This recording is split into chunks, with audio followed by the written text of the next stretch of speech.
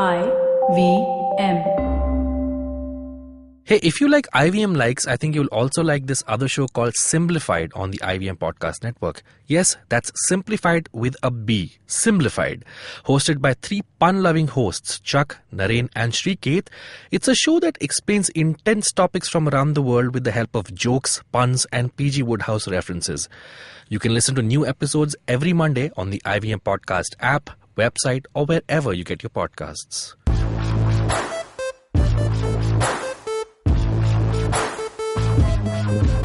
Hey guys, welcome to another episode of IVM Likes, and today in the studio we have with us Mae. Yeah, man. And it's been a while since I've been back on an IVM Likes episode. That's true. We also have Sharanya. Yay! And It's been a while. Hi. This episode was recorded in last year, 2017. And then we overdubbed it Yes. with Surbhi's Yeah. voice. It's technological Yeah. advancements like this Yeah, that voice. are making IVM. All right, you guys, Yes. I'm so excited to come Old back. gang. I know. I Oh have my so God. many recommendations Oh and my I've tried to calm myself down though. I'm only going to recommend one, and then after the show I will recommend more things to you guys personally. That's great. Then we can recommend it later on the episode. How dare And forever you'll have many episodes of Exactly. IVM Likes with Oh my god, yes. I got so excited when you guys told me to come tomorrow, and then I was like, Sharanya's also going to be there. The two of us, it's like a great reunion. Yeah, when was the last time we were on a podcast together? We were on Cyrus's podcast a couple of months ago. I know. That episode did really well. Of course it did, you guys. Wow. Yeah. That episode was super fun. It's also so tough. Cyrus is a really funny guy, but it is also really difficult to be able to navigate. Like, there's no amount of research and no It's amount a- of like Yeah. quick It's a very thinking that can polite get way you. of saying he doesn't let you talk. Okay, I gotta say, No, he will. And the thing is, he'll put you on the spot Yeah. so hard, so fast. It's not like he wouldn't, he does. And then slice. I gotta say, when I was on the second Cyrus episode that I did, it's on YouTube, and I forgot that it was on YouTube because I only listen to podcasting apps. And a friend of mine said, "Hey, I listened to your podcast on YouTube," and I was like, "Oh, I forgot we're on YouTube," and I checked it, and there's like the first comment is, "Sharanya is the only person who talks more than Cyrus." I screenshotted it, saved it on my computer. And somebody in that episode, especially because we were talking about, I'm assuming it was a women's issue that Cyrus was being trying to rile me up at, because somebody also said this is more like Sharanya says. Seriously? That's Sharanya beautiful. says sounds like that could be a Yeah, really yes, great yes. show. I should totally do it. Yeah. It's happening. I've done like 2 Cyrus says, and I'm still finding my way around how to say it. Like, So You know what, one you of should our ask- recommendations you is should to ask listen to IVM. Cyrus says, you guys. Please go check it out. Should ask IVM to see if they can do the show for you. I heard they do podcasts. Sharanya says, Yeah. let me see if I have any contacts there. Try and see if I can do this. See if you can figure it out. okay, alright guys, thanks for being here. But today we're talking about our favorite rom-com tropes that we don't get tired of. But before that, let's get into the recommendations. Very quick recommendation because I was roped into this last minute. So guys, obviously I spend most of the time on Netflix deciding what to watch than actually watching Oh my stuff. god, I feel you, dude. So if you spend long enough time, you will ultimately go beyond the English language and start watching other stuff. So I have chanced upon the Egyptian version of Downton Abbey. It's called Secret of the Nile. Okay. Oh, wow. It's in I love it already. I love it. It's in Arabic. It's set in the 1950s. So I'm 4 episodes in. It's really good. I started watching it thinking I'll watch it as a guilty pleasure, but it's really well produced. It's really? The music is amazing. It's shot very well. So it's set in the 1950s. It surrounds around this guy whose sister works in this really posh hotel called the Grand Hotel, and the characters of the show are essentially all the characters in there's the owner of the hotel, her family, then there are the servants, their whole thing. But when the show starts, so his sister has disappeared. And he comes to trace her because she used to write him letters every month, and suddenly those letters have stopped. So he comes back to the hotel to find her out, and nobody wants to talk about her. Does he come undercover? No, he comes. Oh, he goes undercover. Then he becomes a waiter there by the second or third episode. And while all of this is happening, we are shown flashbacks from the sister's perspective, right? Then those flashbacks are in black and white. So it's one of those shows where it's all very rich people with first world problems. Yeah. There are a lot of politics happening, a lot of power play happening between. There is a family which owns the hotel. There is another family which wants to get into the business. So there's a lot of that happening, and behind all of that, people are scheming against each other. So it's very interesting. Please check it out. It's called. I'm gonna say something really terrible, but I feel like Abbas recommending an Egyptian show is like, are you getting some secret money from there for like? Maybe. Let's just go. Like Abbas Moment recommends Egyptian show. Egyptian Downton Abbey, by the way. Is it Downton Abbey? It is Downton. It's Really? totally Is this Downton your, Abbey because it's perspective? Arabs, but Yeah. they are really super wealthy Right, Arabs from the 1950s who are still. Most of them are though. It's like Crazy Rich Asians. We're like, oh, Asians also are rich now. Arabs also are rich people. Oh, good to know. but they're not like Arab rich. They're still drinking wine, and the staff is still in Grape courts juice. and What are you clubs. talking about? No, they're drinking alcohol. Yeah, that's what. They're so rich. They don't give a shit about Because their they started in religion. London for a while. And then came back. No, there are London return. I knew it. Must so, be. Yeah. so our protagonist who becomes a waiter then falls in love with the daughter of the owner of the hotel, and then there's that track going on as well. So what's it called again? It's called Secret of the Nile. In Egypt it was called the Grand Hotel, but for Netflix they've rebranded it as Secret of the Nile because Egypt. So Yeah. Wow, I love it. Guys, we must make a connection to Egypt. Yeah. What is the most obvious one? That's true. The Nile, yeah. so check it out. It's Nice. really good. It's This sounds I really think interesting. 10 episodes. So yeah, Secret of the Nile. Nice. Oh my god, thank you. That's awesome. Thank you. I'm going to check it out, man. Yeah, for sure. I'm not trusting enough. I don't think I have the mental space to watch. Oh, it's really, it soothes you because it's all super rich people, nice music, nice cinematography, all of that. It's so good. How long is every episode? Is it an hour long? 45 Oh, minutes. Surbhi, what are you doing with your life that is so important? You're just like, how long is it? How much time is it I'm going to take also of my thinking life? the same thing. I'm just like, you can just say, not really my kind of thing, but like, how long is it? Where, I mean, how far do I have to search in Netflix? Can I just type it in there? You know what? I'll just speak into the mic. And hopefully that remote will take me there. Abbas, 'cause you I should also can't, check out like- something called Netflix Roulette. Okay. And do one, like, you just pick a genre or pick a language or whatever, and then just What? trust Wow. the system to give you something. Oh, that you Really? no. Okay. If I really can't decide, I'll try one episode of something new that the Netflix Roulette There's decides. actually something? There are multiple websites called Netflix Roulette. Yeah. For Amazon, for Hulu, for a bunch of platforms. So you just spin This it sounds terribly and see what you want. Yeah. I'm going to do it. Oh, all right, Surbhi. All Let's right. see what you have given your time to. That you would recommend we give our time to. Oh God, you should. I only want to give my time to things that make me cry. That's my new thing. That's Makes my new sense. genre of things. But this new podcast, by the way, it's called Terrible. Thanks for asking. So the whole premise is obviously how you ask people, "Hey, how are you?" And sometimes when you say I'm good, but actually you're terrible. Yeah. So the whole point is it's Crying on the inside. yeah, crying on the inside. So this person, whoever the host of this podcast, her name is Nora. Her husband died of brain cancer. And she starts this podcast on the second death anniversary of her husband. So it starts with like all the stories that she has is of people who've been through a lot. But it's not just about like, oh, I'm sorry for you. It's about having compassionate conversations about, oh, really, really getting into how you felt. Not just like, hey, you'll move on and you'll probably get someone to love. It's none of that. It's just really being sad. Yeah. It's just like, Can I say, Surbhi, and this is the first time that you and I have like really interacted for a long period of time. sorry. And I'm so sorry about this. And I don't know why I was laughing already. Haven't even finished the sentence yet. Because you're going to prefaced say it that way. You're like, going to hey, say Yeah, the start let me just say. is setting up our expectations. I haven't. The thing is, Surbhi's voice, she's got such a cheery voice, and she's talking about something like actually it's really tragic. Well, so guys, It's you know what? total new age millennial. And then You I was know, like, where we're pretending everything is happy and going Yeah. great, but we're really sad on the inside. you have to say great. Great. I have to say, like, I have listened to Terrible. Yeah. Yeah. And it is such a good podcast. And because I listened to that, I started to listen to other podcasts that are more sadness oriented. Sorry. Same. And there's another one called Cry Babies that I really love, Oh, which is yeah. pop culture. Like a guest comes and picks 3 things in pop culture that makes them cry: an ad, or a TV show, or a song, or a specific scene. So it's like a bunch of guests. So have you guys It's actually like- cried when you listen to this episode? Yes. Yes. There's one I've only ever episode, there's cried one episode once which I recommend for called with podcast. Malcolm Gladwell on Cry Babies, where he just brings up like in old times when phones were like a new thing and they were advertising phones, they would do it as like something that you use only if in case of emergencies, right? It's Right. like something you Yeah. only have to do when something bad happened. And so when phones started becoming more popular, one of the phone services in the US, I forgot which one, put out an ad which is like this guy who calls his parents at home from college just to say hi, like just to talk. And they're like immediately, first they're like, what happened? What's wrong? Is everything okay? And he's like, no, I just called to say hi.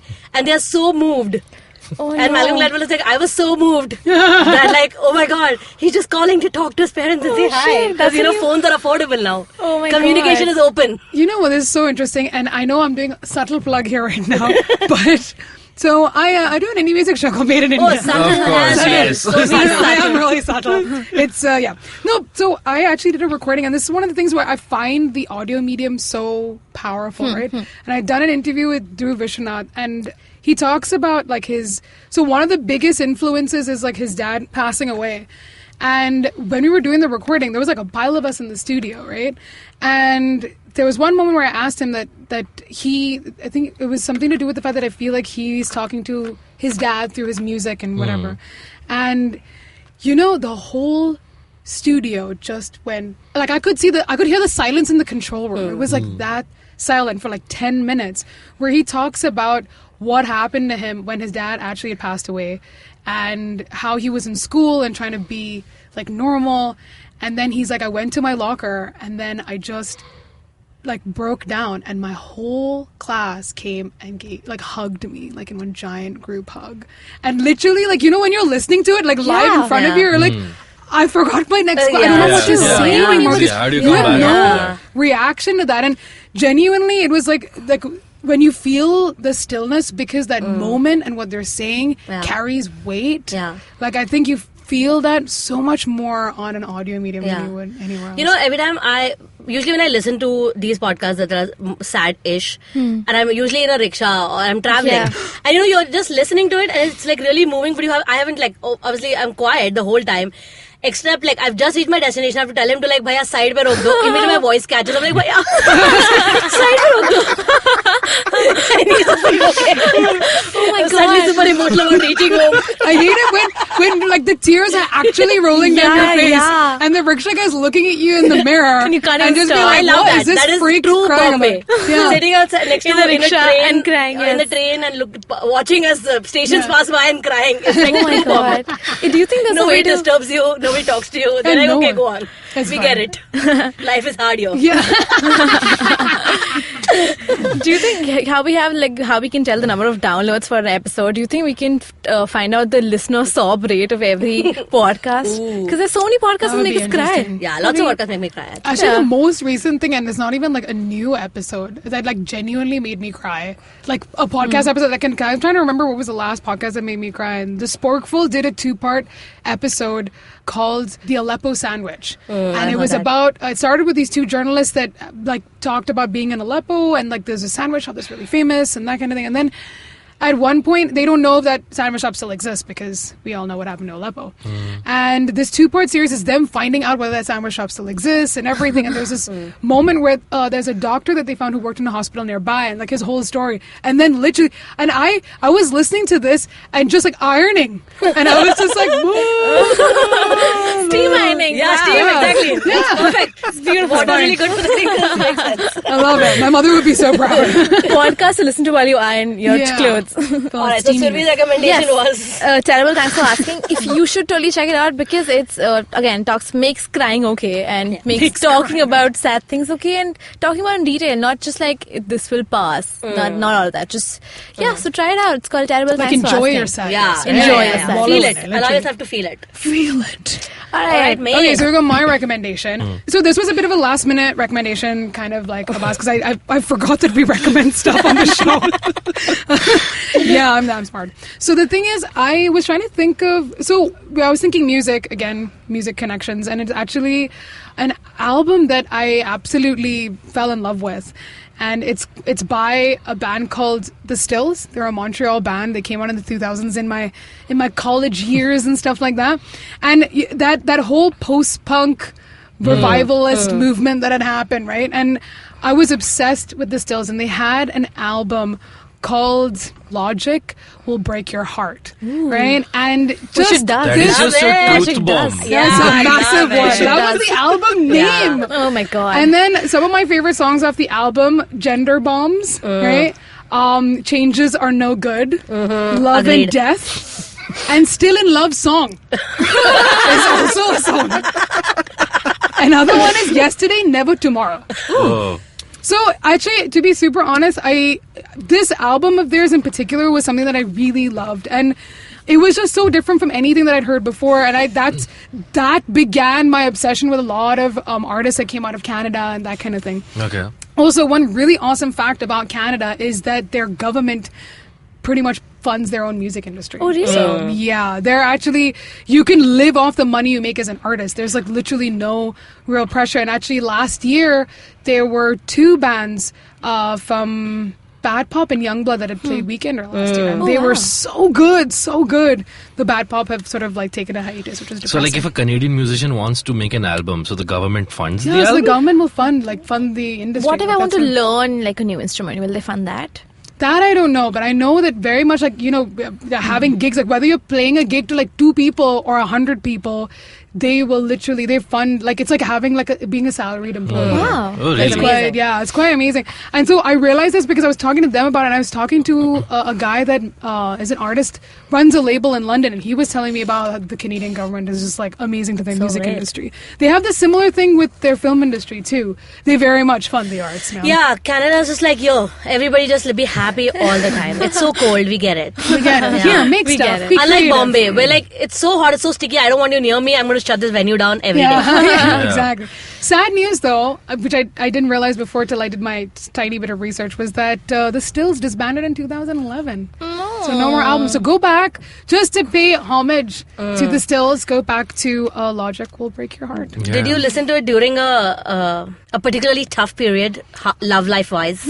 Not exactly. I was in the UK and there was no sunlight. So that's pretty much... Yeah, it's a tough I time. was like... Sad weather is my jam, dude. Yeah, so tons of sad music, Yeah, yeah. man. I was listening No to sun. no sunlight for 4 hours sometimes. And my mother would call me while I was in the UK, and she was like, "You're always sleeping." I don't know why. I was like, I always don't know. sleeping. What can I do? I was like, literally, you call me 4 in the afternoon, I'm asleep because there's no sunlight. Yeah. That's true. It's so That's my interesting life. because if you guys remember, it just reminded me of this quote that Bovanam once had, where the phrase "the sticks and stones may break your bones." Yeah. And his following line is, "But words will break my heart," Yeah. which is so true. Words are actually worse than. than- I mean, getting beaten up is okay. I It's a know. one-time cry. Yeah.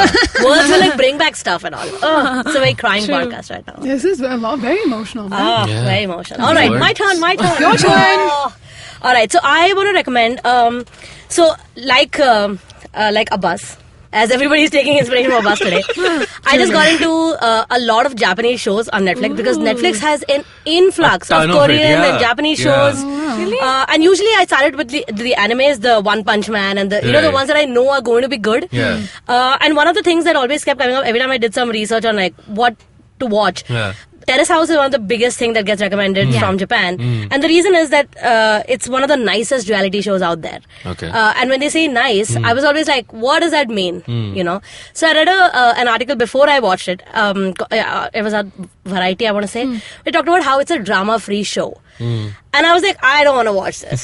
So then I did not. And then a couple of weeks ago, it was a Friday night. I had nothing to do. So I was watching a movie or something on Netflix. And then, it was like 11:30 p.m. And I was kind of like tired. I was like, maybe I'll just watch one episode of the new show and see how I feel, just to try it out. And it was the first episode. And then it was the next day at 11:30 and I had binge watched for 12 hours straight. Oh my god. You know. Oh my God. And really, it's a show where nothing happens. True binger. It's really a show where nothing happens. So let me explain.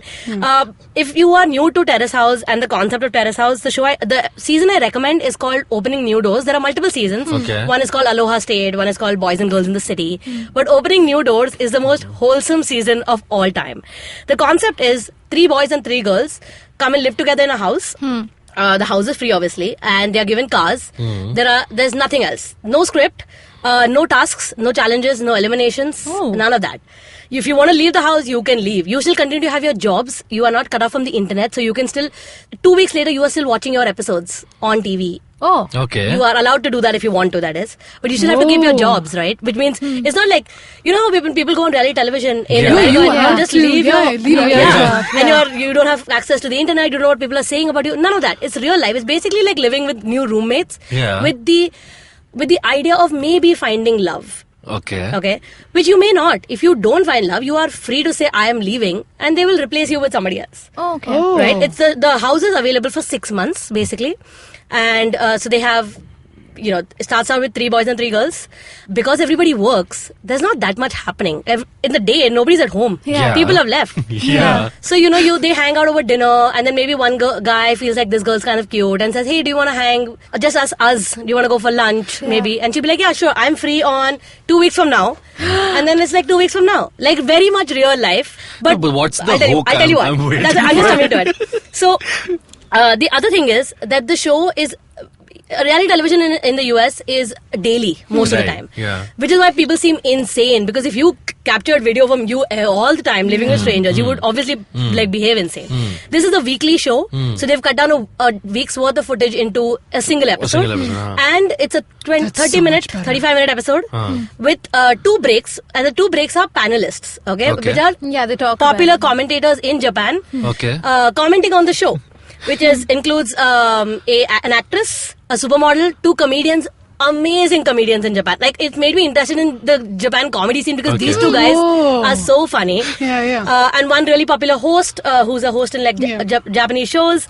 The whole show is in Japanese, obviously, because we're only reading subtitles. And the subtitles are really well done. I've read a lot of the reason why so much of the snark of the panelists really translates is because the subtitles are great. Are so good. So the hook is, the people on the show are very nice. And it's a really slow burn for romance, right? You watch a couple go on dates. Nothing happens. I mean, they like each other, but then also this happened, then more things happen. It's like a really slow burn. So by the time somebody actually gets together, they've been living in that house for like 3 months, 4 months, and you've seen small steps love bloom, which is so beautiful to watch. I cannot even tell you, because it feels really real. In fact, a lot of the couples from Terrace House are still couples in real life. I know, I follow them all on Instagram. Oh my god! Because it's not an immediate attraction thing. They hang out with each other, they live in each other's house, they live in the same house all the time. And once you decide that you are going to be a couple, you leave the house because there's no reason for you to be in the house anymore. You're not finding love, and they replace you with somebody else. Yeah. So while the show itself is very sweet and very nice, the panel is so mean and so funny. Oh my god! Wow. Some of the panel guys are young girls and boys who really love watching, like me, watching the romance on screen. Where the comedians are like, these guys are so annoying. I want him to show his libido. I wish he would put his hand on his groin again. Like gross ass stuff. Okay, it is so funny. But I understand the concept is really weird to watch because it's like, what am I watching them do? Yeah. There's no challenge, there's no task. But things move. And it's so beautiful. Oh my god. I love the show so much because it's such a calming effect. And one of the girls in this opening nudo season is an ice hockey champion. I watched so much of a tournament that now I follow the Karizua Fairies on Facebook to see if they won the national championship because we didn't know if she did at the end of the show. So Opening Nudos is 3 seasons in so far, 10 episodes each season. The next season is coming October 9th. It is already on. You mean Terrace House is three seasons? No. Terrace House Opening Nudos is 3 seasons. Okay. Because it's 6 months, right? It's a long time. Right. So it's 3 seasons for Opening Doors.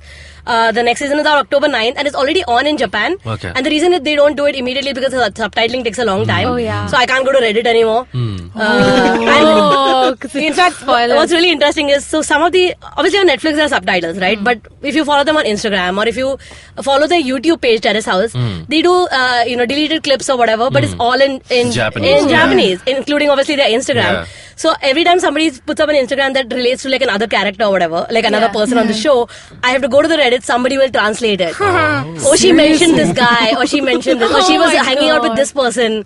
Oh my god, I love it so much. I really want you guys to watch it. And I want you to give it a chance because honestly in the first episode you're like, I'm just being introduced to these people, so what? Yeah. But you gotta watch it. Like people's personalities come out so much because they're not being forced to do something. They're just living their life and interacting with people. It's so good. I remember seeing the first episode and they take their times with things like they would walk up the stairs and that's also like a 20-second shot. It's a slow It's show. really slow. And honestly, I learned so much about Japanese culture from it. One, surprisingly, compared to American shows, they're not a horny ass bunch, man. There is no touching whatsoever. Really? Absolutely no touching. Including, at best they'll high-fi. One time, one episode, hands? one girl is crying. No holding hands at all. Till they're a couple, they'll hold hands. One girl is crying. Nobody even gets up to pat her. They just say hey, it's okay or whatever. Yeah. They're just not a touching community. They're not a super physical, which is so weird to watch because they all drink in the house, They're clearly drinking beer with like their dinner or whatever. And I'm like, nobody is they're just being polite, well-behaved people. Oh, you guys. I was just going to ask you, put 3 men, 3 women in one house. I know. And nothing happens. So much respect, dude. Straight up respect. How can you have, like, I'm not even kidding, how can you be dating? I know the amount of, like, ridiculous stories, like, I've just had alone in my dating life, let alone among all my friends. Yeah. And to not think that you wouldn't even, like, have, like, one disagreement. Like, No, just, like, it's not that they don't fight. Sometimes there are fights in the house. Yeah. But It's not overplayed. it's not dramatic. It's not dramatic. It's a real life fight. Somebody's annoyed about this person not keeping the dishes in after washing or whatever. It's like real life, right? It's like how you would fight with your roommate. You're not going to be. There's not going to be dramatic music in the background. It's not like Big very Boss. real. It's not Big Boss. Yeah. It doesn't cut to them talking to the camera. And it's does not. it? It doesn't. It There's doesn't. no. Okay. They don't acknowledge the camera. And it's not that they don't they don't immediately go to one person or one girl. They sometimes. One guy will have interest in 2 girls and maybe take them both out for dates and see how it goes. One Okay. girl will not maybe reciprocate, she will. And one of the interesting things I find is that the boys' room and the girls' room is separate, obviously. The girls' room discusses a lot of stuff. They talk about what Subasa's national championship is going to be like and stuff, and what her career aspiration is. Boys only talk about the girls. Seriously? Yeah. Oh, God. It is so entertaining to watch. And all of them have different careers. So one of them is a model, one of them is a student, one of them, as I said, is a hockky player, one of them is a snowboarder, one of them is a chef or wants to be a chef. It is, and all different ages. So it starts from like 19 to 20 to 31. So big. So age plays into like, I like her a lot, but she seems really young. I went out with her. I feel like I connect with her even though she's young. Like, oh my god, you guys, it's like a sociological experiment that I am so fascinated Can by. I tell want you everybody to watch something? it. Surbhi, you're the producer on this show, right? Yes. Delete everything we've done before. There's only keep telling us recommendations. Okay, I'll tell you why I recommended this also. I mean, one is because I don't think I have shipped real people in my life so hard. Especially this one couple on Opening Noodles that I love so much that I am obsessed with them. Because again, real couple. Like genuinely What's the real age couple. gap? What's the I'm not telling you. You have to watch God. it. Because then if I tell you, No you know, spoilers, you'll man. see Alright, what's cool. coming up, right? Right, I wanted you right. to watch it. Yeah. And also, the reason I picked it is because the next topic is clearly romance. Yes. And this is a slow burn romance that I really immensely enjoyed because it obviously is real and it feels so real because this couple goes on a couple of dates. They seem to be getting along, but not sure. She's not sure. He's not sure. They talk to their roommates about it. It's like, it's very, very, very real stuff. I love it so much. I want all of you to watch it. Anybody who watches it, please text me. Please share it. Oh my god. And all of them have deep ass stories. You guys, I love it. Sharanya, oh my god. I'm waiting for Abbas to see this. Opening new Now doors. I heard a lot about it. Yeah. I Now have I'm actually, intrigued. like, I had a lot of people There's a new recommend trend this. of like nice shows, like nice television shows. Wholesome yeah, TV, wholesome yeah. TV. I know even Americans are trying that in the reality space. Like Amy Poehler and Nick Offerman have a new show called Making It, Okay. which is a reality show about DIY crafts. Oh, wow. And they're being so nice on that show because they don't want to emphasize on the cash prize. The Right. competition is not the point of it. Yeah. But there is still an elimination. You cannot say that that's not. It's still a competition. Right. Well, with Terrace House, you win nothing. There's no money involved. There are no competition, no tasks, no elimination. You don't have to last out longer in the house or anything. You can choose. Wow. Lots of people leave when they feel like, for example, if the house is in Tokyo or whatever, and they feel like their careers will be better to go to a different city, they will leave. Okay. Like there's one girl she's from Korea and she's a model, she's a writer there or something, and then she's in the house, but then she feels like if she was there, she missed out on some job opportunity because she wasn't there and she left. And I was like, that's Makes real sense. life. Yeah. She's not like, I'm putting my whole life on hold for this TV show where I may not even find love or money or win anything at the end. I'm actually curious, like, how do they pick out the contestants who would be there on Terrace So House? there is an audition process, but it's pretty much like, why would you want to be there? Could I be on Terrace House? You could if you knew Japanese. Oh, no. I'm totally going to learn it because I'm so obsessed with Terrace House. I want to go there and eat soba noodles at the restaurants they go to. Oh my god, this is so happening. Yeah. Great love stories, by the way. That's what Yeah, I yeah. really want to emphasize, that like even the love stories that don't work out, that don't go anywhere, are so respectful and cute, and the dates are fucking amazing looking. It's very different from what we've experienced in our culture, because our dating culture, by the way, comes so much from the American culture. Yeah. You know, another thing, when you say drama. people in under one house, I'm only thinking of The Bachelor. It's like one Right. guy. Yeah, I'm thinking like, oh my Yeah. god, absolutely. And other thing that is very interesting to me from again from Japanese culture stuff is that you know how when we grew up watching American sitcoms like Friends and stuff where you like somebody and then you tell them, and if you start dating, and then the next step is telling them I love you, and then whatever else, right? Yeah. In Japan, that's not a thing. When you start dating, you love them. You Oh my love God, them. that's You date them because beautiful. you love them. That's beautiful. So there's no celebration around saying the words. They were I was on the subreddit about this, and a lot of people from Japan are saying, we don't even know where you learned that. If you don't love them, why you date them? in the first place. Yeah, that's a great. And I was like, that's great. we've just picked up these things from American culture because we've only been watching those things. Yeah. Oh my god, you guys, Yeah. please watch it. Everybody I'm tweet gonna to me watch if you it. watch it. Please. But this solves so many problems. Because this, like in our this thing, Yeah. there's so many stages. Like, Yeah. oh, right now we're just hanging out, and then you're dating, and then comes the L word. Yeah, It's we just, picked it from even the baseball terms of the first base, second base. First We base, don't even yeah. play baseball. I mean, we use the terms anyway. Like we're in a goddamn we're in New York. Yeah. Like it's nonsense. Should be first wicket, caught behind. Yeah, exactly. LBW. It's when you say the L word. All right, you guys. Should we get in the second round? Yes, well, please. well, let's take a quick break. But before that, let's do a quick recap of things. Abbas, what do you recommend? I recommended the TV show Secrets of the Nile. Me? I recommended an album by The Stills, a Montreal band. This album's called Logic Will Break Your Heart. Sharanya? I recommended Terrace House, opening new doors. And Japanese culture in general. I recommend Japanese culture. That's totally true. Okay, so I recommend a podcast called Terrible. Thanks for asking. And we'll be back after this short break. You know what it's been? It's been another awesome week on IVM. If you aren't following us on social media, make sure you are. We're IVM Podcast on Twitter, Facebook, and Instagram. On Cider Says this week, we have comedian Adar Malik. Adar also hosts a show called Sunloji. You should check that out as well. But on Cyrus, he talks about everything from theatre, family heritage, and sings a comedy song. On IVM Like, Sharanya and Mae are back to join the gang to talk about their favorite subject, rom-coms. On the Pragati podcast, Pawan and Hamsini discuss how and why the fall in the Indian rupee is connected with developments in Turkey, with co-founder and fellow at the Takshashila Institution, Narayan Ramchandran. Last week, we released the final episode of the Kolaba Cartel, where we spoke to other members from the Misty team along with the 5 cartel members about how things have turned out after the launch of the restaurant. On Paisa Vaisa, Anupam talks to Deepak Shenoy on the business of life in a 1-hour episode. Whatever may be your profession, you definitely don't want to miss this episode. On the Kinetic Living podcast, Coach Urmi talks to Kani Surka. Kani shares her thoughts about her fitness motivation and more. And with that, let's continue on with your show.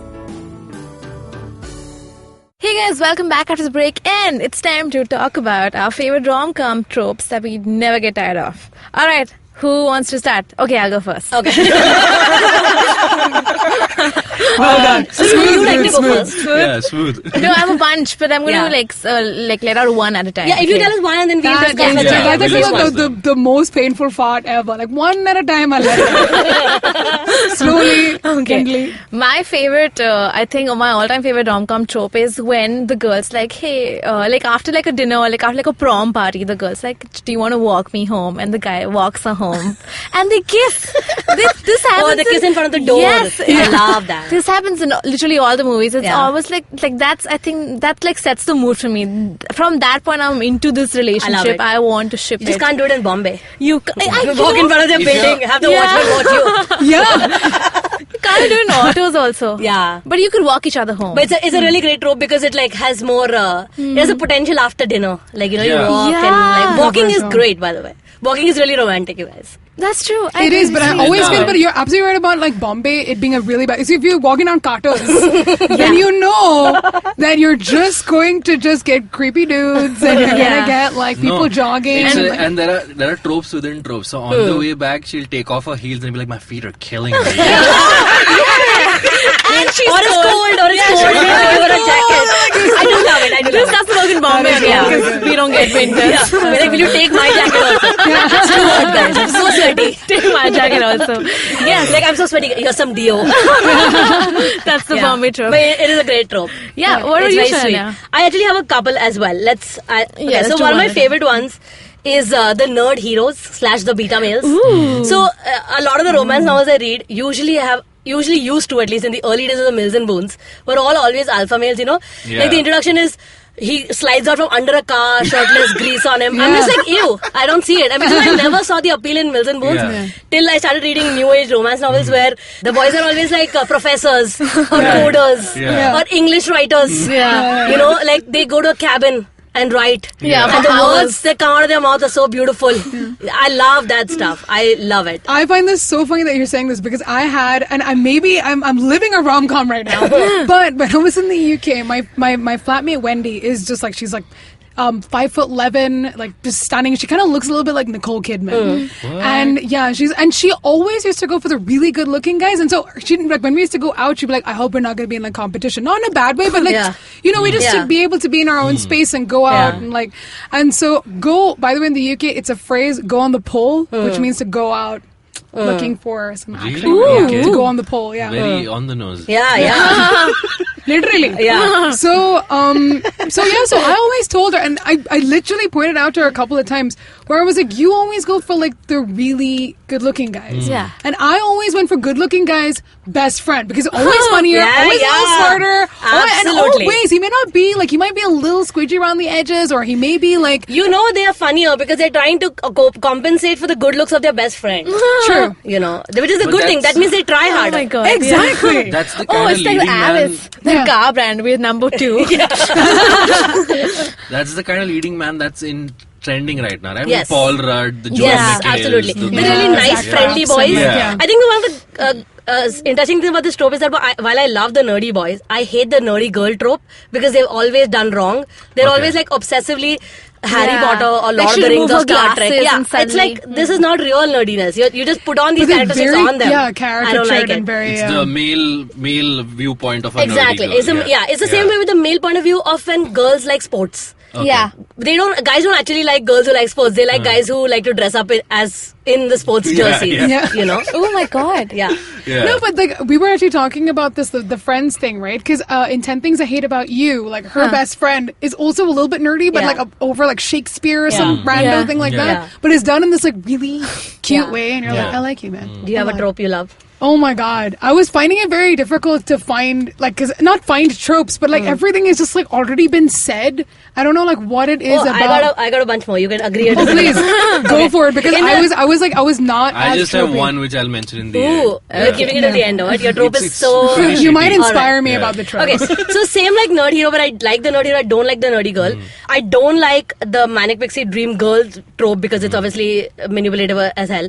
But the manic pixie dream boy, which is basically what I like to call Hugh Grant, where he's like slightly, stammering, super charming, but also like falls all over his words or is super klutzy. I love that. Not in real life. Only if they're attached to Hugh Grant's face. But like a manic pixie dream boy-ish who kind of changes a girl's life by being really silly. And it's usually, unfortunately, it's with like the uptight, boss lady who has to let her hair down. Oh yeah. Which is upsetting. But the guy I really like. I like that stammering dudes. The slightly underconfident guys. The manic pixie dream girl is this ever optimistic girl who will change the guy's life. Right? Yeah. By telling them to loosen up. Right. Yeah. It's the same with the guys where the guys start, like in, for example, your Notting Hills of the world, which is not exactly the correct of this, but she is the high-powered actress, and she's super successful, but also worried about what people will think of her, the paparazzi. Whereas he's like really weird, drops coffee on her the first time, that kind of stuff. Love it in the movies, don't love it in real life. But I think that's a trope. I like the guy being a little. So this made me think of something right now. I'm trying to like think back to all the stuff that I really, really liked. And obviously there's so many that of like rom-coms that I really loved. But one of the particular, like you're talking about what you liked in the lead guy. I used to always like, the guy that's a little bit rough around the edges and not so good, like your Jeffrey Dean Morgans. I put down and reformed bad boy. Which is a trope I really love. Which is the same thing. But he's not about like Jeffrey Dean Morgan in that. What was that? That one with where there's the Uma Thurman is like the radio jockey and I think accidental husband or something. Yes. So in that one, he's not like a bad boy. He's like just like he's a homely, wholesome, down to earth guy. And I'm like, I like that guy. Yeah. Also, I like stubble, so that's pretty much it. Anyone with stubble, I got you. Going off what Surbhi said, a move I really enjoy, even though I've seen it 1,000 times, is when the thumb against the cheek, pushing the hair back. It's a really subtle but also so provocative. Yeah. It's like just like moving your hair out of your face. It's like the hand is coming at me. But I like it a lot. In real life and on TV. Nobody does that in real life. Nobody's pushing my hair back. Usually, it's because I don't want to take hair out of my face. Like, it's not done in a romantic way. Yeah, like a hair it's out of just your like, face. it's like I move it. Yeah, let me see a clean face. Yeah. But yeah, I love that in books and movies, the subtle cheek touching. It's a really cute one. What do you think on movies where the guy and the girl, like, they start off as enemies and then they become lovers? I really enjoy it. Yeah? I really liked an enemy's turn to this, depending on how badly they're enemies. If they're mean to each other, I don't like it. But You Got Mail is like, I Yes. think like the ultimate Yes, like I love enemies of like the, I that for me was like the pin. I've seen that movie. Yeah. Really? Yeah, I love it. I also really enjoy the fake relationship turns into real Ooh, feelings. Pretend. Oh, that's a recent wait, movie. wait. I mean, that is a recent one, but it's a trope I really enjoy. One is obviously Peter Kavinsky from Yeah, but To like All we the Boys I've pretend we're Loved Before. dating and then we Where fall they in pretend love. they're dating and then it turns into real feeling. A lot of books, by the way, based on this, especially high school level books. Yeah. YA romances. Big trope is, he's the hotshot football player. She is the school captain or whatever. Yeah. But he wants he has to keep his grades up, so she has to tutor him. That's true, And then they have to fake a relationship so that like the coach doesn't bench him, and she has to do it because her friends don't think she's uptight, and then they end up falling in love. I've read so many Oh, God. of these. I can tell, dude. I can really tell. So many. I want to see a movie where the enemies turn into lovers, but they're still kind of enemies. You know, that's like they still just kind of They hate still each wanna other. beat each other up. Yeah, Yeah. that's the kind of movie I want next. That's true. I think that's enemies turn to lovers is a really nice trope because it's so Bollywood based. Yeah. It's a real. Like, is it the but it's- Bichu gang versus Eagle gang? Have you not watched? I don't think Okay. Shah Rukh Khan and Sharad, whatever his name is, fall in love and all. They don't fall. Yeah. This whole. They're brothers and debate. sisters. So Yeah, it it's doesn't matter. Romeo and Juliet. He falls in Yeah, love with with the the- sister of yeah, his it's enemy. Romeo and Juliet. Yeah, that's true. No, but the enemies turns friend, lovers, whatever, is a very old trope because I remember watching a Hollywood movie from the 40s where the girl and the guy had to share an apartment because there was some harakiri from the owner's side, and they start off as enemies because they have to share the house, but obviously then it's they a really become- common trope. By the way, Yeah. Harakiri, just gonna say that. I gotta say, since you mentioned that they have to share a space, Yeah. a trope I really dislike that unfortunately exists in a lot of movies and books is a shared encounter in a closed space, like stuck in the lift Oh, kind that- of stuff. yeah. I Or just a dislike it closet. so much. And so many You don't yeah. like it. I don't like it. In real life? I'm being forced with a random person in the lift. I'm not gonna start If a he's- love story. What if he's Peter Kavinsky? Come on.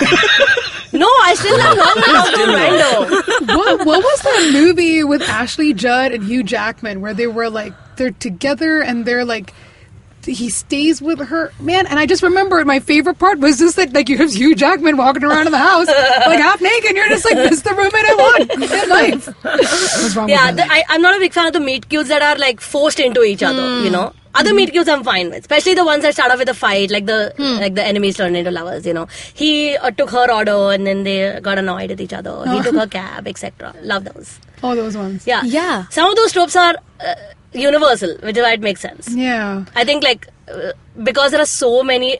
I think one of the things is that like romance in general, when the way it's written about and the way it's done in movies, is that they are so specific because they also want to be specific. They also want to be universal at the same time, right? Because they wanted to everybody to relate. Like, oh, I totally have one of these coworkers just like this. Yeah. Which is what makes it sometimes so repetitive. Because there are only so many ways that you can Which show you can good do. love That's true. blossoming. Yeah. Oh, yeah. Because one of the things that I really love, which young adult romance novels do really well, is really good text banter. Good, flirty, witty My banter. God, Oh my tell me god, about it. don't get to see that in movies at all, but books do it so well. Wow. For sure. Like even in the new Netflix To All the Boys, if you read the books, the letters are written out. Which is why I understand it so much better because Right. she's using her words to say how she feels. Yeah. And the whole letter with Peter, the reason it's so important in the book is because she says, you really annoy me as a person because you're such a joke or whatever, but I also see you do these like random acts of kindness with somebody, whatever. Which, of course, the movie cannot show a whole letter. So they just skip it. But those words are like important to me on a book, you know? Kind of want to go And I back to feel the like you book really now. go like really get like dive deep into that. Yeah. man. Like I really don't know if so many of these tropes translate in real life. Like like this tortured hero trope that is a really popular thing, which I cannot stand. Which is? You know, just the guy who has a lot of trauma in his life but has never dealt with it himself, so now he's taking it out on this girl. Like, he has a sorrowful past and all. Like, you're an adult. Go to therapy, work out your trauma, and don't put it on other people. But women love to, but the trope that the women are so maternal and will try and fix it is a trope I absolutely dislike, which is slowly going out, I feel. I feel like I don't see that anymore. It actually is. No, but isn't that the Manic Pixie Dream Girl was made to kind of counter that, right? Here's this tortured guy, and then this girl will come and fill him up with... no man, pay her if you're going to do that. Like, she is not a therapist. That's not okay. By the way, also, I gotta say one thing, that I was trying to also pick out, like, who are those... like the ultimate rom-com couple that I've loved, and for me it's always, I think, realized throughout my life, like since I was a kid, was always Adam Sandler and Drew Barrymore. I can't handle Adam Sandler as a romantic hero. The Wedding Singer, literally, that was my first introduction to it, and I'm like, I love him. Yuck. He is so ridiculously weird, and I'm just like, that weirdness is at a whole other level, but I really liked him. I don't like him. I don't like Adam Sandler. Well, I got really into him, and like, Yeah. I mean, his era, it was like, Yeah. there was like Jim Carrey, Robin Williams. That was the era I lived, and for me, they were all like a really big part of my life. Right. Another one. So a couple of years ago, when I read books. Okay, romance novels, by the way, there are a million in the world, which means finding the good one is tough. Yeah, it takes me a day of research on Goodreads to read reviews or whatever, and to figure if I like this. First, because specifically I only like contemporary romances, and I don't like the ones that have like Victorian vampires times, or Victorians or dukes and shit. How many dukes are there in the world, man? I just don't like it because it's not relatable. Yeah. And of course, the paranormal ones are the most popular ones in the romance right now.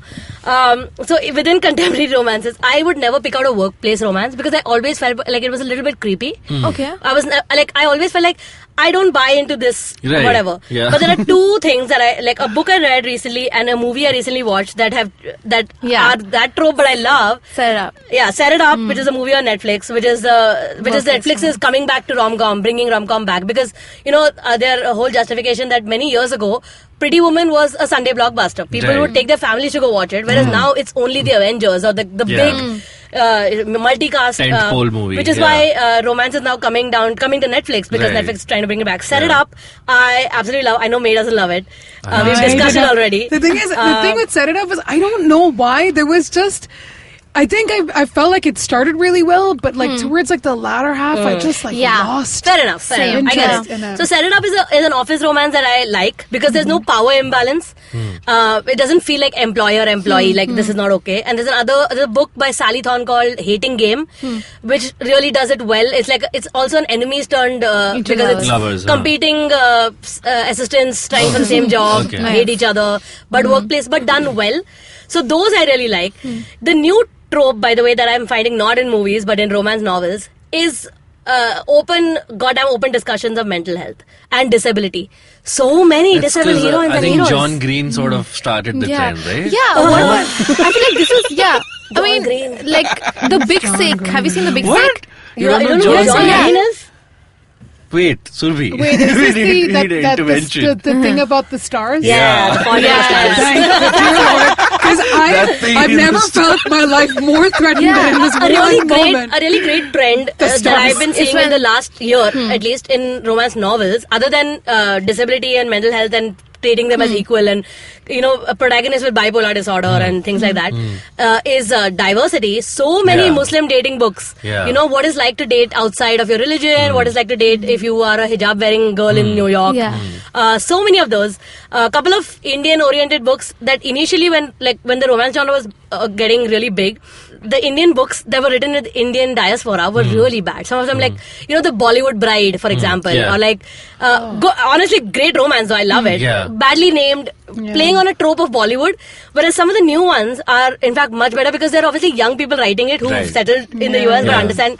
Like, there's one very badly named called When Rishi Met Dimple, which is a young adult book that is so good because it really explores the idea of love marriage, arranged marriage, with kids, by the way, they're like 17, 18. I feel like the moment they bring Indian characters, it's all about just getting out of an arranged marriage. That somehow always figures in it. I mean, that's part of the culture. But getting away from parents and getting away from an arranged marriage, that's the two big tropes. Sometimes. obstacles that Sometimes. Indian I don't think that's Or characters maybe they always just true. want to play football, or Yeah, they bend it like Beckham. Okay. I gotta say, Bend Like Beckham is the best movie. It's a I fun love movie. it. It's Yeah, a great it's really watch. good. Yeah. Yeah. I Decade. absolutely Isn't adore the it. last decade? It was Decade, right? 2003, Yeah. 2002, By the way, 2003. such can a good I movie. recommend some weird films that as I've been like going through this of like thinking about films and which ones I really liked, I found two that. Okay, have you ever heard of a movie that starred Bruce Willis, Kate Blanchett, and Billy Bob Thornton? No. I know. I did. Early 2000s, baby. And I remembered as I've been like trying to think of like all kinds of things I want to talk about. This is a movie called Bandits. Came on, I think in like I've heard about this movie. Yeah. And basically these two guys kidnap Kate Blanchett and they both fall in love with her and she falls in love with both of them. What? And it's like this bizarre love This is triangle. प्यार के लिए, love के लिए कुछ भी करेगा. Hey, this came out in 2001, okay? Hey, Or Love Ke Liye Kuch 2003 Bhi Nahi or with Saif something. Ali Khan. Fardeen Khan, Fardeen, Aftab Shivdasani, yeah, and Saif. And Saif is married to Sonali Just because this Bendre. movie didn't do that well doesn't mean that Bollywood They just takes kidnap her. it. That's not the same they story. kidnap her and They fall in do. love. I love that movie No, though. but in It is Bandits- such a good movie. By the Okay. way, in Bandits, they did kidnap her. They're Oh, like there it bank is, the same robbers, one. and they kidnap her, and the great thing is, this is one of the few films, I mean, at least like early 2000s, I mean, Kate Blanchett's always in like really serious. I It's love the Kate first Blanchett. time Yeah. that I've seen her just be like this funny, happy, weirdly ditzy sort of like girl, but she did it so well Yeah. because she's just such a good actress. this- And then Bruce Willis, you're like, and he's like obviously the I'm hard and I'm all, and Billy Bob's a bit like, whatever. But doesn't this feel like a little bit like a Stockholm syndrome? Because you. It pretty much Yeah. is. Yeah. And then, I mean, I'm not going to tell you the ending because the Still ending is also romance, awesome. man. Oh God, we're okay with anything. And- I gotta say, like, I gotta ask before you continue. Yeah, no, I was just like, What do you guys feel? Because you mentioned it. What do you Yeah. guys feel about the love triangle trope? The age-old trope it's of too the two stressful. people. It's too stressful. you know what pisses me off? What pisses me off is when the third wheel in the triangle, right? The one who basically doesn't get the girl, how they're always fucking Okay happy. with it, right? Yeah, that's what. I'm like, And- no, I'm not happy. It's You're not my friend anymore. It's because Leave if they me alone. really loved her or him, they would be happy for their happiness. Bullshit. I gotta That's say not though, happening. I don't Yeah, I like the don't. trope at all, especially because currently the trope is really good. Like, as in what I mean is like TV shows that do love triangles, Younger, Jane the Virgin, Yeah. both the boys are so good. It's Jane the impossible to Virgin. choose, and I don't like having to choose. yeah. Jane the It makes Virgin me is so upset. good. And you have to be on a team, and I don't like being on one team because both of them are perfect for her Yeah. in different times of her life. They both support her differently. Yeah. I want to be on both their team. Can you just give me one? But like, what happens is instinctively in the beginning of the show, you end up choosing because of like a certain thing that appeals to you. For me, it's obviously because Rafael is so hot and he wears really tight shirts. I'm like, yeah, obviously I'm Team Rafael. But then he also is so supportive and amazing to her. Oh, I like Michael. Team I love Michael. Michael as well. But I like, see, love I don't like to Michael. choose between them because it's not team versus. I like them both. One of them has to die. I don't like the love triangle trope Yeah. because I feel like that rarely happens. And then the Yeah. girl should Also, be clearer, man. The girl or the guy I'm rooting for them to end up with, that never happens. They always choose the other guy. You always bet wrong. You bet It's wrong like the about- Amit and Abhijit Sawant debate. Always Abhijit Sawant. Did you go watch that movie, Hangama? Yeah, I did, yeah. And there's a I've seen love it. triangle where she has to Oh, choose yes. between Aftab and Akshay Akshay. Khanna. I'm like, this is Both weird. bad They're both choices. bad. Leave them both. Go with Paresh Rawal instead. Yeah, they're both bad choices. Yes. I have one more okay, movie. Yeah, I yeah, said let's like go for it. Bandits was one, which is one Yeah. of those like rare ones that I'm like, no one has heard of this. It's such a strange combo of actors. I've never put them together.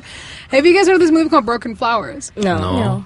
A Bill Murray movie. Really? Right? And I'm a huge Okay. Bill Murray Yeah. fan. Me too, yeah. And Broken Flowers was this like really random movie where basically also really great Ethiopian jazz soundtrack in this film.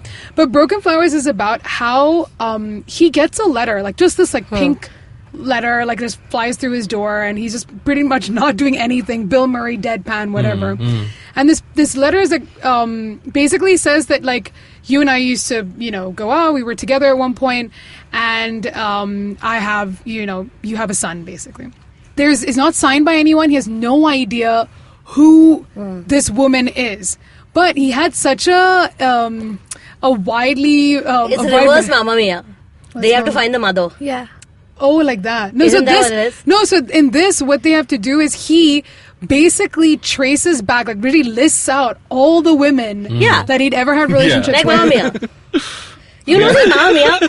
Neither have I. Really? There's a new movie. There's Yeah. a new Mamma Mia to show. So Broken Flowers is amazing, Here we and go also again. every single actress that they've picked out Yeah. for this, like Sharon Stone, Yeah. and Oh, Angelica nice. Houston, and each one of them is super different. And it's Bill Murray because you're Yeah. looking at him like, really, Yeah. that girl? And Tilda Swinton, like Yeah. every one of the women in this film So are much of incredible. romance movies is casting well. Yeah. Oh my god, so many women. Why do you think are Love heroes Actually if they just Valentine's don't work? Day, Yeah.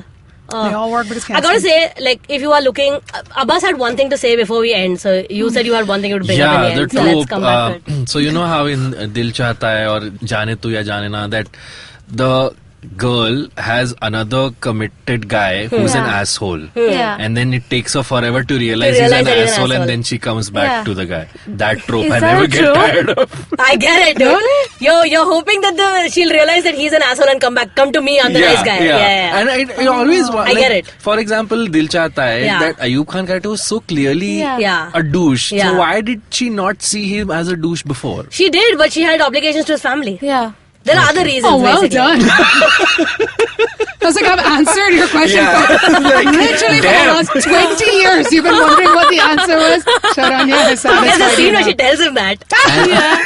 Like it's usually a physical act of physical abuse that the guy. But That Preeti Yeah. Zinta was also punched in her face. Huh? Was Preeti Zinta also attacked? No, he punches Amir He punches Khan. Amir Okay. Khan. Yeah, but some sort of physical abuse is involved. In Jaane Yeah. Tu Ya Jaane Na, I think he holds. Yeah. her I think that's what hand. it takes for the women to realize, oh, this is Yeah. true. This is Oh. crazy. Why don't you Yeah. recognize the signs Yeah. earlier? Punch But me in the sometimes you face. don't. Yeah, Yeah. Sometimes you don't. But I That's never true. get tired of that. I'm like, You're okay, just- she's yeah. realized now. Oh, it gives you hope for like nice guys.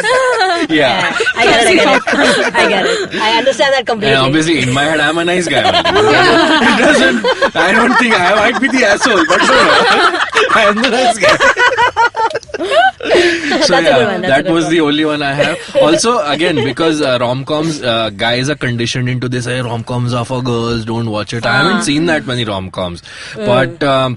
The one relation. So my reference points for rom-coms are again from these dude bro action movies. Correct. So have you guys seen Goodfellas? Yeah. So in Goodfellas, like the romance for me is what Ray Liotta's character and his wife has, where he beats up this guy and she for some reason finds it really hard. Like that was the moment. We should discuss this after this, Abbas. I No. think it's really important that we make No sure that guys, you're... but now I'm watching Netflix movies. Like I watched To All the Boys. Oh, yeah. Yeah, Did it you like was- it? it was fun, It's yeah. so good, Yeah, right? yeah. I think like it's very weird that like it's the same in the romance book industry, which is a huge industry. Like it makes the most amount of money publishing wise, but it's looked down upon as Yeah. being too chicklit or too Yeah. for girls. Yeah. Like hey. Love for only girls or what? Like what does this mean? Yeah, exactly. Like, and so many books are written from the boys' perspective, which I'm assuming is the reason they're trying to do that. Is that let boys feel like it's a point of view from their side. But what you can't read from the girls' point of view. Like I read a lot of books that are written from male white people's point of view. Yeah. Like you know what I mean? That's true. It's a weird, I guess, a double standard that like boys like these. It's a really Yeah. old rooted thing. Like boys were like this kind of things Yeah. and girls are like these kind of things. Yeah. So dumb. So I have been. I watched some of the old black and white romantic comedies, and they're so good. They're Yeah. so funny. They're so good. Yeah. So yeah, even back then they were known as ladies' pictures. Yeah. Like these are Yeah. aimed. Yeah, these Yeah. are aimed at women Yeah. who'll come. But they're so funny. They're so nice. That's So awesome. yeah, I have a lot of catching up to do Yes, with me romantic. too. comedies. Yeah, I will so give you. many- I'll I give you. haven't We'll all seen. give you a list. I haven't seen The Notebook, guys. It's okay. It's okay. What? Really? You must. So Nicholas Sparks, man. Yeah. Like literally every from Dear John to The Notebook to like whatever. But yeah, I used to like. I also got into the whole like dance rom-com, like a Step Up. I was like, I gotta do this. Oh really? No, that's too much. That feels I did.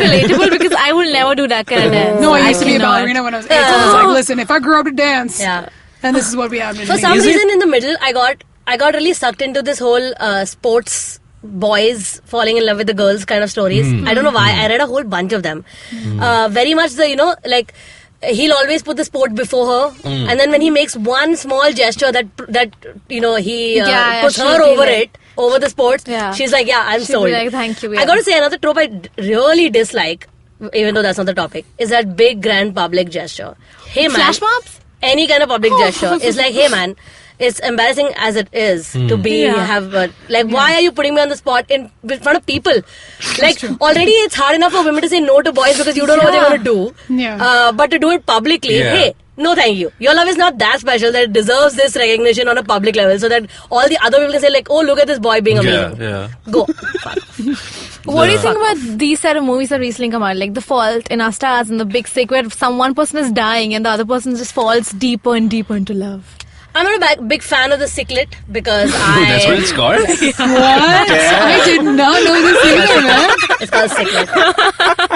Spectacular Now is another really good Sicklet by Tim Thorpe. Spectacular I love the book Now. very much because it's told from his point of view, from the boy's point of view. I don't like them. It feels overtly manipulative. Okay. You know, like the Earl and the Dying Girl. That's another movie. I just feel like if they're already dying, I'm supposed to like them and feel bad for them. I don't want it. I don't want to be forced to feel bad. I don't want to be emotionally invested in this because I know this one person is going to die. Yeah. So I don't know. Another thing that like with romance novels, but and not with the rom-com movies because rom-com movies are sold as family shows, but romance novels do a really good job of writing sex sometimes. Sometimes it's a lot and sometimes it's too little, you know. I mean, if it's a young adult book, it ends on kissing. But if it's like an adult book, the way they write sex, where if there are good female writers who write feminist viewpoints around how erotica works, so amazing to me because I know that my mother, who used to read the Mills and Boons, and I've read those, they're mostly male fantasy sex, aggressive, and the words they use are so. You know, they're using subtext or whatever. They can't actually say the words. Whereas now, that's not the case. Right. So a lot of really good romance novels will feature a ton of sex. But also will be romance at the heart of it, which I really love. Because I'm like, you've managed to not make sex an erotic side. It's like, they're both equally important in a relationship. Really love that. Love that great trope of good sex in books. You know what I got? And like, shout out to my friend Natasha for introducing me to this. But I was in Kerala and I end up reading a lot when I'm in Kerala. And I haven't read like one of these like romantic books like for a really long time, and she gave me her entire Jennifer Cruzy collection. Bet Me, did you read Bet Me? That's one of the first earliest book I read. I loved all of them. She because she was like, listen, you're an RJ. I got this one about the RJ. You take it. Like these kind of series. Jennifer Cruzy was really like Nora Roberts also. You should read The Bride Quartet, which is so good. Oh my god, we can get into this after. It's going to be an exactly 2-hour episode. I have a secret Instagram which is just romance novels recommendations. What? Yeah. Why is it secret? Just it's weird. Okay. It's not weird to me. Not to But yeah, Jennifer Cruzy was like I would read okay, it all the time. let's wrap up. Let's wrap it up. You're looking at the computer feeling like, hey, it's been hours now. Alright, this was fun. Thank Rahul you. slept like 25 minutes ago. That is also true. That's also true. Thank you, Rahul. You should read some of these books, man. Thank you guys for being here. Thank you, Mae. Thank you, Sharanya. Thanks, Thanks, Abbas. guys. This was really fun. You've And never thanked me for a show before. This was a special episode. Abbas. Yeah, it's usually like Twitter handle bye-bye. Please, if you need recommendations of romance novels and movies, tweet at me. And if you watch Opening New Doors, and if you have so many feelings and your heart is super full, I'm here to discuss. What's your Twitter handle? At Sharanya_S. Awesome. Mine is at Maybe. Maybe that's Maebe. Maebe. Yeah, and if you want to discuss the Arabian Yeah. Downton Abbey, Totally gonna tweet at you. You can tweet me at Abbas Moment. Nice. You can If reach you out want to to cry with the podcast. If you just want to send me crying emojis, yes, send it to me at Small Talk Police on Twitter. And this was it. You can also reach out to us on IVM Podcast on Twitter, Instagram, and Facebook. Yeah, see you next time. Bye. Bye. Bye.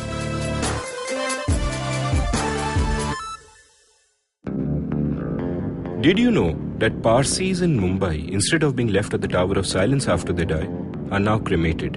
And why? Because a cow fell sick in the early 1990s. Did you know that the smog in Delhi is caused by something that farmers in Punjab do, and that there's no way to stop them? Did you know that there wasn't one gas tragedy in Bhopal, but 3? One of them was seen, but 2 were unseen. Did you know that many well-intentioned government policies hurt the people they're supposed to help? Why was demonetization a bad idea? How should GST have been implemented? Why are all our politicians so corrupt when not all of them are bad people? I'm Amit Verma, and in my weekly podcast, The Seen and the Unseen, I take a shot at answering all these questions and many more. I aim to go beyond the seen and show you the unseen effects of public policy and private action. I speak to experts on economics, political philosophy, cognitive neuroscience, and constitutional law so that the insights can blow not only my mind, but also yours. The Seen and the Unseen releases every Monday. So do check out the archives and follow the show at seenunseen.in. You can also subscribe to The Seen and the Unseen on whatever podcast app you happen to prefer.